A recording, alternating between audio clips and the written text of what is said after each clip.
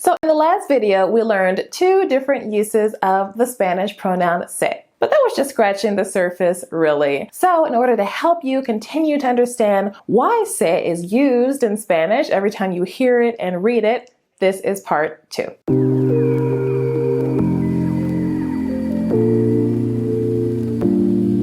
What's up, language leaders? Welcome back to another video. My name is Erica, here to help you love, learn, and live the Spanish language. Guys, if you haven't seen part 1 of this series about se, then I recommend that you check that out first. And I will just take a moment to mention that even though I think that these grammar tips and exercises can be super helpful in having sort of those aha moments and understanding why we do things, why we say certain things in Spanish, what is going to help you the most in order to be able to use this without thinking about it is constant, consistent, even targeted exposure to the language. And I know of no more enjoyable way to expose yourself to Spanish than through stories. That's my personal favorite. So if you're interested in a brand new way to learn Spanish through stories, even beyond what I have on this channel, then I invite you to sign up to the waiting list for something really special coming soon. Or maybe it's already here. It just depends on when you're watching this video. Either way, I will have the information in the description box below. All right, let's get into it. The third use of se. Se is a reflexive pronoun. So you may have heard of reflexive verbs, which basically mean that the person doing the action is the same one that's also receiving it. So whenever we have a reflexive verb written in its infinitive form, meaning before we start to conjugate it, it's always going to have the se tacked onto the end of it. For example, despertarse, to wake up. Vestirse, to get dressed. Darse, to give oneself. Preocuparse, to worry.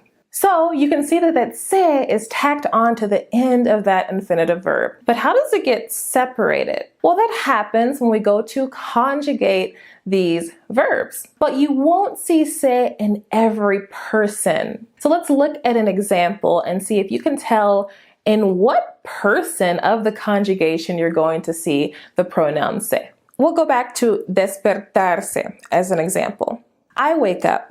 Yo me despierto. You, informal, wake up. Tú te despiertas. You wake up. If we're speaking formally, usted se despierta. He or she wakes up. Él or ella se despierta. We wake up. Nosotros o nosotras nos despertamos. You all wake up, plural. Ustedes se despiertan. They wake up. Ellos or ellas se despiertan. Did you notice when we use se? For what person we're going to see that se? We're going to see it for usted, él, ella, ustedes, and ellos. Or ellas. Let's practice that to see if you remember. We'll use vestirse. Fill in the blanks and see if you can remember which one of these blanks should have the word se. Yo me visto. Tú te vistes. Usted se viste. Él o ella se viste. Nosotros, nosotras, nos vestimos. Ustedes se visten. Ellos or ellas se visten. Since so many verbs in Spanish are reflexive, this is one of the reasons why you'll see the word se very often. The fourth use of se that we'll discuss is the reciprocal use. So you can think of reciprocal as two people or animals or things, whatever it is, doing something to each other, such as se miran. They look at each other. Se abrazan. They hug each other. Se conocen. They know each other. Or they meet each other.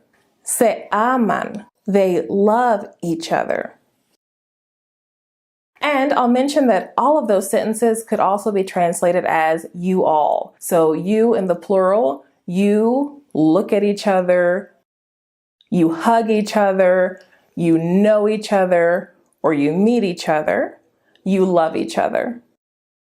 That's what the reciprocal means. It's two or more people doing something to each other. Let's practice. So take a guess if you're not sure, using what you've noticed so far about how to conjugate most verbs.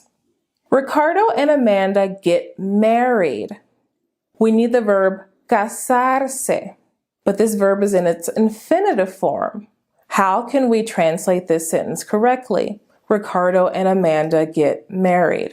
Ricardo y Amanda se casan. Se casan. They kiss each other.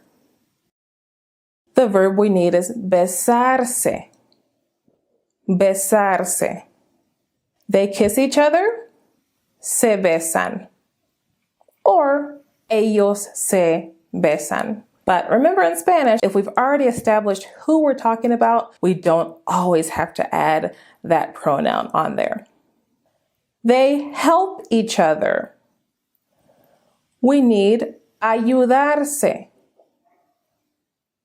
They help each other. Se ayudan. So, Ricardo y Amanda se casan, se besan, se ayudan. Fin de la historia.